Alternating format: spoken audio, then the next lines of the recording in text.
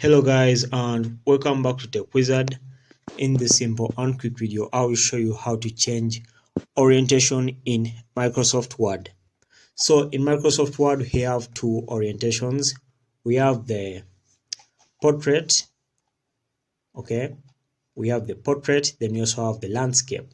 So to find those orientations, come to layout section here. After design, you come to layout.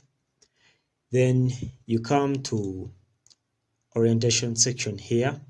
Then tap on the drop down arrow, okay, then you choose from the orientation you want. So by default you can see we have portrait. It is orientation here, okay. Orientation simply means how the page is displayed for you. So if you choose landscape, okay, I think you can see the change. Landscape is a bit wide, while portrait is a bit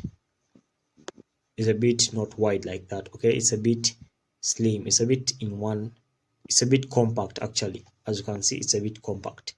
So you come and choose landscape if you want, then you can come and save your document from here, okay, and it will be in a landscape orientation.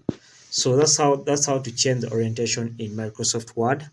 Thank you for watching. If you found value in this video, please like and subscribe to our YouTube channel.